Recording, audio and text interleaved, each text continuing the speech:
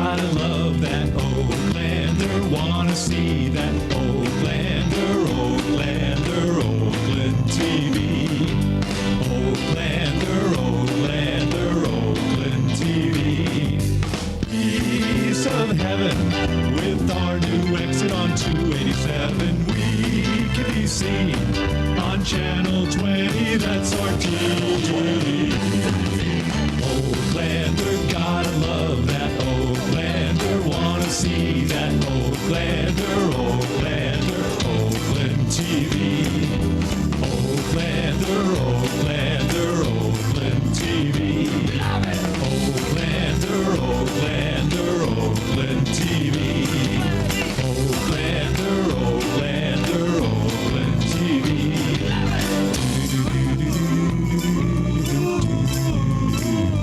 Love it. Catch our balls. Good evening and welcome to the Oaklander. I'm your host, Al DiGiacomo. Our first guest tonight is a longtime resident of Oakland. He's also a former member of the Oakland Council and has served on many committees and in leadership roles. Please welcome Jack Tauber. Thanks for being on the show tonight, Jack. Well, thanks for having me. I certainly appreciate your thinking I am important enough to be on TV. Oh, anyone who serves in as many committees that you have deserves an open mic here. Jack, when did you become politically involved in Oakland? Well, let me see. I've been living in Oakland now about 33 years. And back in 1972, I was appointed to the Environmental Commission by Mayor Wright.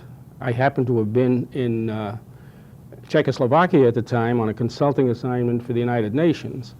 And I was very surprised to learn when I came back that I was a member of the Environmental Commission. That was my first introduction to politics.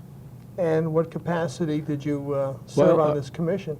The first year, in 1972, I was just a member of the commission, but subsequently, the next year, I was the chairman of the commission. And I know the reason I was put on the commission is because I had started a recycling organization in Oakland, the first community-wide recycling organization that was in Oakland, and it was called Co-op, Community Organizations Opposing Pollution. This is way before we had to bring our recyclables down to DPW. Long before. And we had every organization in town belong to it. Political parties, churches, Boy Scouts, Girl Scouts, Cub Scouts, they all belonged to this organization and they all helped. And we shared the profits with them. It was a good organization. Unfortunately, it fell apart when I went to Europe. But because of my experience with that, the mayor thought I'd be good for the Environmental Commission, and so he appointed me to it. So this is in the mid-'70s.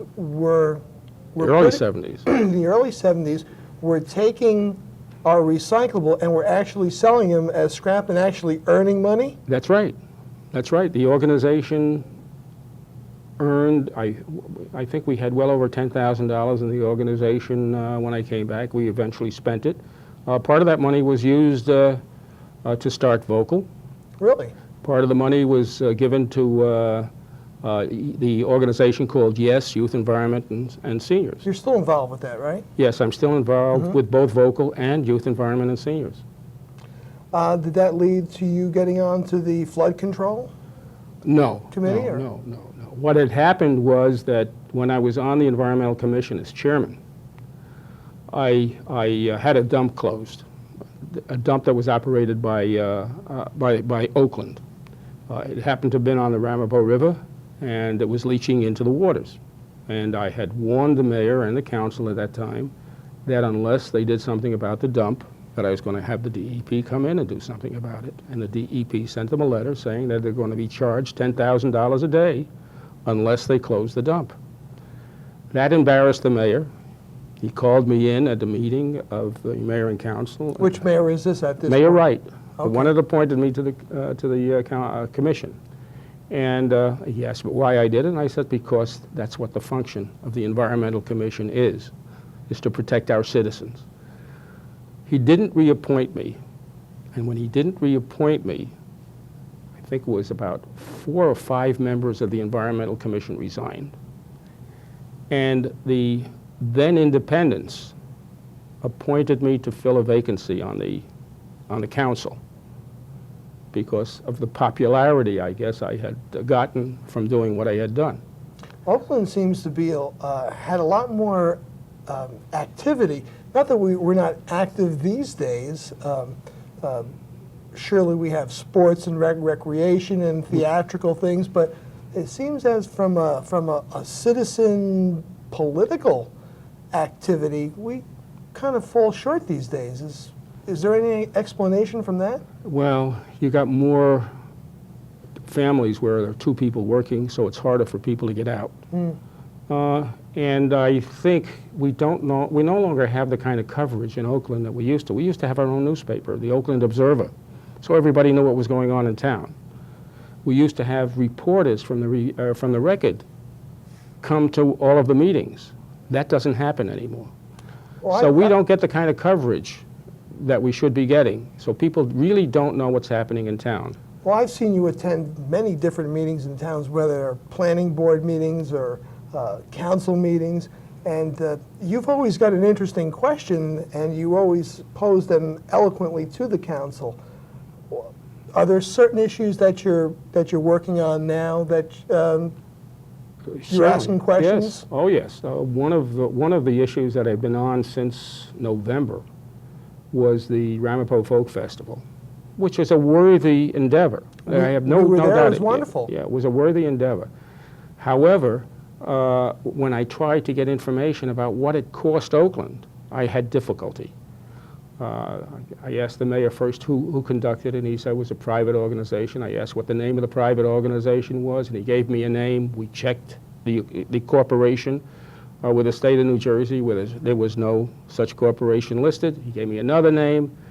When I asked whether or not he received any information about whether it made a profit or had a loss, because essentially Oakland went into partnership with the Ramapo Folk Festival Incorporated people, and because they were supposed to get a profit. It was a profit made. They were supposed to get part of the profits. So I asked, how do you know there was no profit? Did you get a letter? He says, oh yeah, we got a letter. When I try to get the letter, he says, go see the borough administrator. I go see the borough administrator. He hasn't received the letter from the mayor yet. I guess after 4 or 5 attempts, the borough administrator gives me a sheet of paper that says page 5 that shows there was something like a $38,000 loss on this. Well, the loss was not sustained by Oakland. The loss was sustained by the people who put it on. Supposedly. I don't know. Sponsors of the show. The sponsors of the show.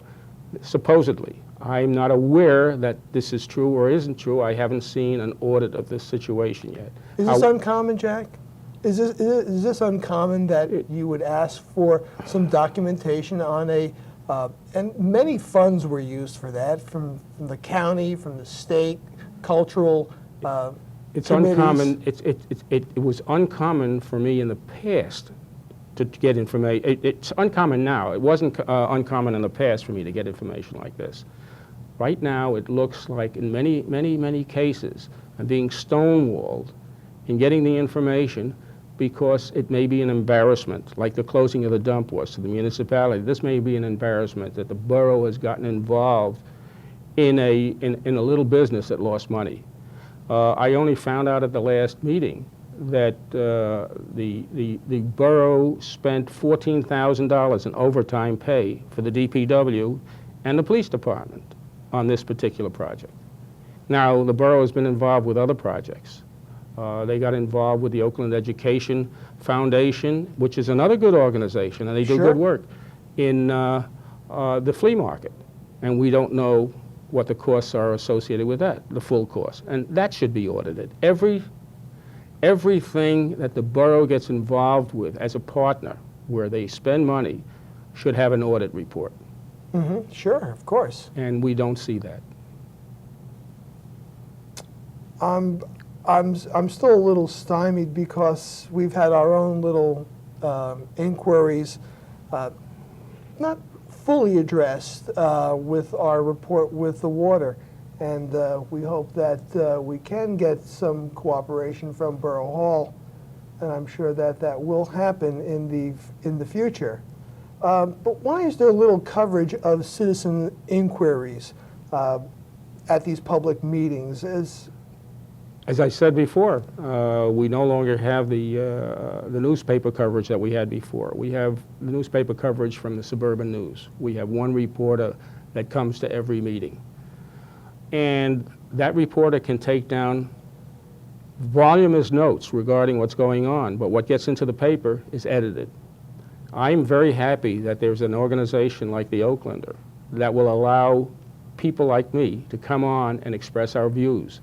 After all, there should be an opposing viewpoint. There should be a minority viewpoint in Oakland as well, and we don't. We have a one-party system right now. This is true, but I'm sure that as more people take up our open invitation, as Jack Tauber has, that we will get more people to come and hear their viewpoints and their activities in town. Jack, we're gonna come back and cover a little bit more on that question, but we're gonna take a break now, and we'll have a public service message, and please stay with us. 30 years ago, a child diagnosed with cancer had almost no hope of survival. Today, more than 60% of the patients at St. Jude Children's Research Hospital will survive. They survive because of the great strides in research and treatment that St. Jude Hospital has made since it was founded by Danny Thomas in 1962. The doctors and scientists at St. Jude want to close the gap to a 100% cure rate for all childhood cancers.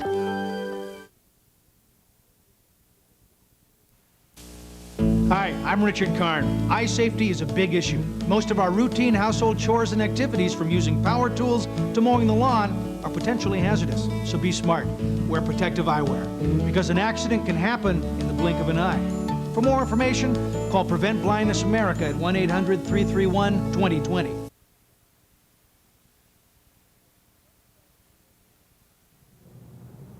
Welcome back to the Oaklander. We're here with Jack Tauber, and we're continuing our thoughts and conversations on some issues here in the borough of Oakland. Jack, we're just getting ready to embark on what might be a very large construction project downtown.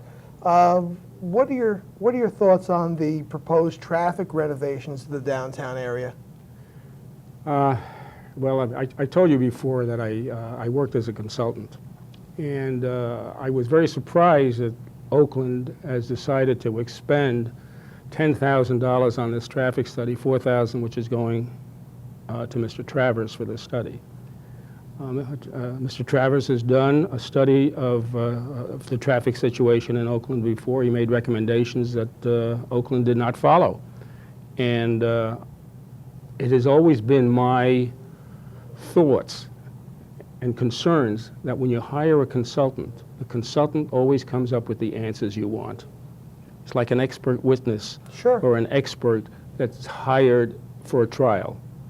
So I would presume that those people on the council that want the street widened into a 4-lane highway are looking for Mr. Travers to say, yes, this is a good idea.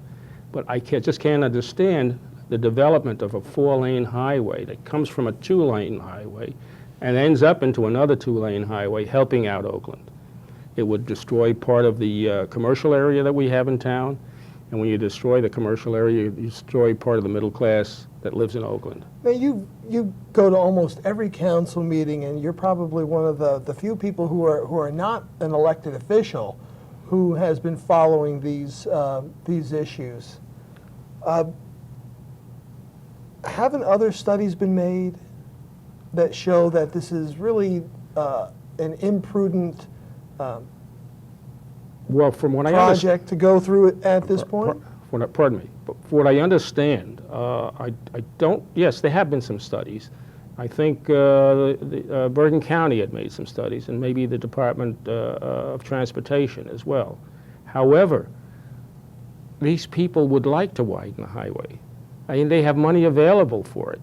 And that's why I think Oakland wants to take advantage of it at this particular time, because there's money available to do it. It's unfortunate that every time there's money available to do a project, our administration feels that they have to spend it. They did this with the senior citizen housing study. I don't know if you remember that.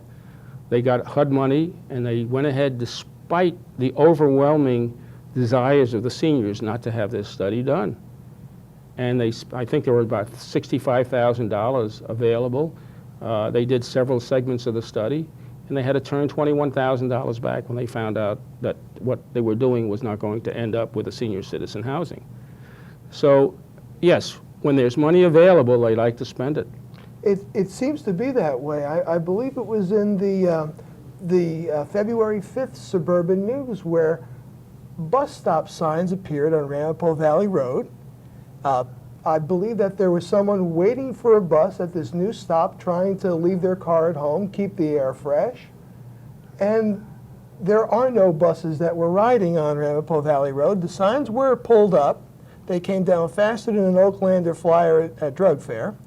And basically there was money to be spent. That's right, yeah. For the end of the budget, or they won't get it next year. Does that make any sense to you No, it as a doesn't. former official on No. how to be prudent with tax money? No, it doesn't make any sense, because as long as you spend everything that you budget, you're never going to reduce taxes. Because I've never seen a budget that is lower than the previous budget from the year before. So it's either the same or it's higher. And it's always going to be an increase in taxes. The state has decreased taxes. The county has decreased taxes. Oakland doesn't look like it's going to decrease taxes in the near future. Well, what do you think of the tax base when they go forward with the Ramapo Reserve? Well, they're looking for an improvement in their tax base. But I feel that the Ramapo Reserve was an incorrect decision in the first place. I was on the council when Sidney Kingsley put his project, or came forward with his project. And that was turned down by the planning board because they felt it wasn't good. It certainly had a lot less construction than is going to be there now. And what you're going to have is a 400-home enclave where, that's going to be, I guess, run by an association. And if you have an association like that, you're going to be able to run the town eventually, because they're going to be putting up people to run for office here. And when you get 400 homes that look at things the same way, and we know that we don't have many people coming down to public meetings now that know what's going on, you know they're going to end up running this town. Do you really think that that would happen, that you would get homeowners of 400 homes to actually think one way and to actually... You will have probably a majority of them thinking one way, because right now there are some things that Oakland is not responsible for. And if these homeowners feel that if they can get on the council and change some of the laws, some of the ordinances that we have, we might have to be taking care of their sewering system eventually, of their roads. Many of the things that we don't have to, that in the developer's agreement, we don't have to take care of now. I also believe that there's going to be another traffic snafu when they align Chuckanuck with Patriots Way and going up and through, I believe that's Montahegan, Yeah. and cutting through to the other side of town. There's going to be a traffic problem. I don't care. I mean, you get 400 homes in one place that are going to erupt with traffic in the morning and come back with traffic in the evening, and you're going to have a problem. I don't care what anybody says. Okay, in the traffic studies that we've had in the past, the county had indicated that, no, we're not going to have a problem when they built I-287, but there was a problem. The people who have done the traffic studies in the past have been wrong, and they can be wrong again. These are vast undertakings. These are large projects that go up. It's really hard to tell every little bit of minutia that may happen with a project. I mean, would you not agree? Oh, yes, yes. Large projects are difficult to control.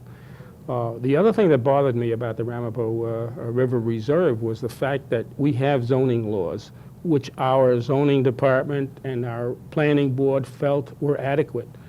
And yet, when the Ramapo Reserve came up with the numerous variances that are required to do this, they were given them. If we've got good zoning laws, why do we have to give that many variances? Very interesting. I understand that there are some meetings that are going to be coming up pertaining to some of these projects. Do you see that there's going to be an influx in the citizenry showing up? I hope so. If there was anything I can do to make sure that this would happen, I would do it. I would ask the people who are watching this program to come out and attend a council meeting. Sometimes these council meetings are better than television. I will definitely agree with that. Well, last question, Jack. Last November, you were defeated in the council elections by about 500 votes. Is it too early to predict another run for the council? It's not too early to predict. The only thing is that since I believe in democracy, what we're trying to do now is establish an organization that will select those people that they feel are qualified and should run for council. And certainly I don't want to commit myself ahead of time for something like this. If people feel that I'm qualified and they want me to run, I will probably run. After all, I only received one write-in at the last primary, and I ran with that. And look, I got over 2,000 votes. It was almost very close. It was an outcome that not even I had expected. Well, as you know, we were challenged in court by a former Democratic mayor. And because of that challenge, we lost about 2 weeks in the running. And we only had about 4 weeks to establish what we were going to do. We only raised $900. We spent $650, and I think for that kind of money, we did quite well. Basically, if you were to run again, would you run in the two major parties, or would you think about running as an independent? It's according to what kind of party is being formed, what kind of organization is being formed to develop an opposition to what we have now. I certainly don't think that a one-party town is democratic. And if I use the term democratic, and there's also a Democratic Party, I certainly believe that I would like to see democracy come back to Oakland with at least a two-party system. A balance of power. That's right.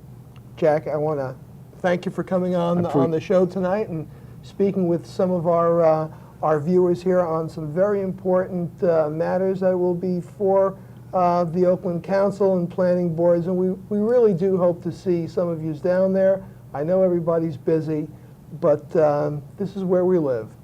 So, Jack, thank you again. Pay us another visit. Come back and see us, and don't go away, because we'll be right back after this short break.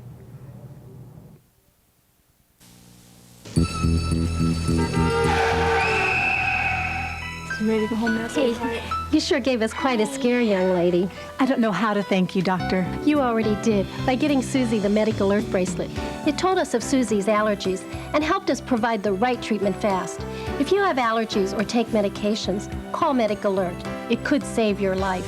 Call now for free information.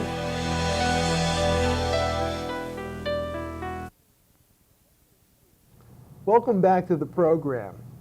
Our local viewers who watch the Oaklander on a regular basis know that you really don't know what or who will be featured next. We've been getting a lot of hits on our website, which is www.oaklandnj.com. And our next guest became interested after he came upon our website and sent email to our director, Greg Schuss. Heiko is pioneering new ways to showcase new alternative musical acts without the bonds of large record labels. He calls his organization Stinkbox, and his approach is purely do-it-yourself. Welcome to the program, Heiko. Yeah, thank you.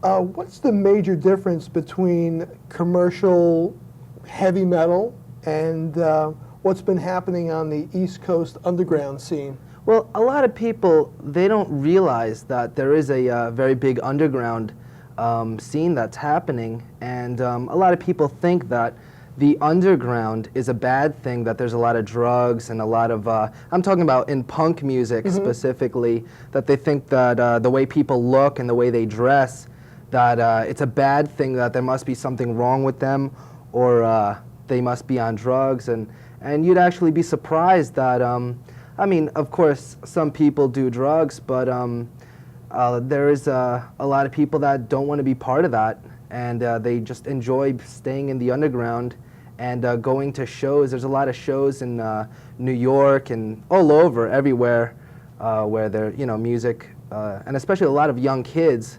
want something to do on weekends, and especially here in Jersey, there's a lot of restrictions. There's no nice clubs or anything, or there are clubs, but in bad sections in Newark, or Where do you find a venue then?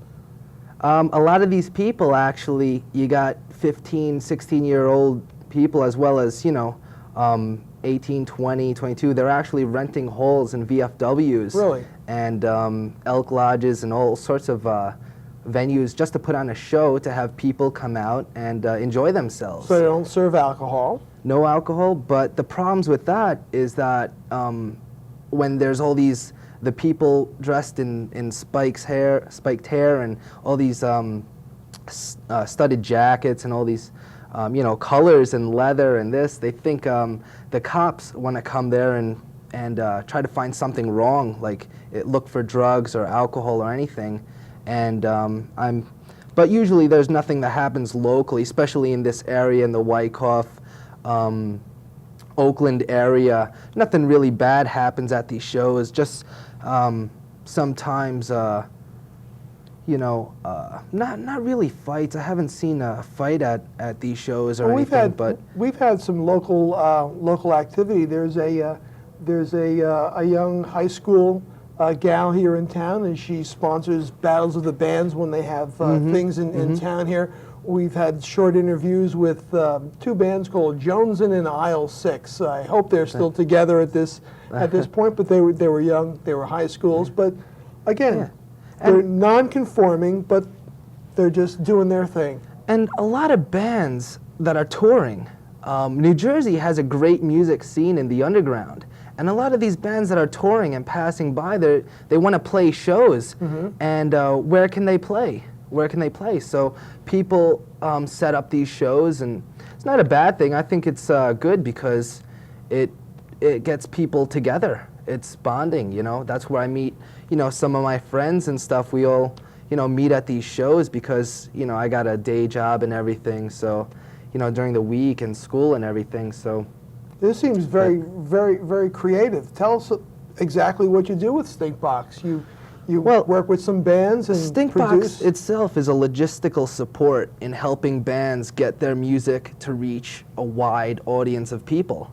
And normally in DIY, people have this idea that it's just doing it yourself. It is, but they have this idea that it's only let me see how to explain this. It's only, let me see. It's almost to the point where you can't do it all yourself. Yes, but exactly. you have to center yourself by going, okay, we're going to put out a CD. Now, I read your material, and I didn't realize on how much money a large record company will put out and have the band wind up owing back to them. Well, bands that want to do it themselves, we encourage that. They want to keep record prices low, and but the problem is that a lot of these bands will invest a lot of money, and normally they duplicate their own cassettes and try to give them out for free or charge $1. And there's only so far you can go with reaching, a certain amount of people without distribution. Yeah, and stay in the underground, of course, and. With this Stinkbox as a logistical support, we show bands how they can be able to stay DIY and reach a broader amount of people. And we put out vinyl and CDs. Still, vinyl is very popular in the underground. Yeah, I'm looking at some of this. We have here we have the Pepsi generation, and this is Tension is Building. And this is really great because, look, guys, this is like a real record, and it's an EP. Yes. And I guess this is the most inexpensive way of exactly with vinyl. It's an easy format to press, and there's still a lot of pressing plants out there. You know, they're still doing that. It might even build up more in the future, and CDs are more expanding too, because there's the digital age. Right. So and you do some CD work. You have More Lies from the Underground, and this is again very basically done, but it does get your message out here. Sure. You know, which is really great, because I know spending money on records and things like that can get quite expensive. And the way this works is that when a band, people don't really believe that these bands can reach 5,000 to 6,000 people instantly in a matter of a weekend. They can reach 5,000 to 6,000 people and actually do better off than some of these bands that are working with major labels. And these bigger labels look at us as a threat to the system. Really? Yes, they're really offended by what we do, attacking us. We went to the MTV Music Awards, and we put about 1,500 copies in about 10 minutes, just handing off to people in line. And we put nominee Green Day. We have a whole back. This was maybe 2 years ago when we went and did this, and we flyered up all the right outside to show the music industry that there's people out there that want to help other bands get heard, and you don't need the music industry to stop you from reaching an audience. Here's a way, a DIY way, making it a real DIY way. Get around it, get over it, get under it. Not imitating the music industry DIY. This is a real, true form of DIY. And also, because of CDs, with these 7 inches, we mentioned congratulations on taking, do I show this to the camera? Sure. Congratulations on taking your first step away from MTV.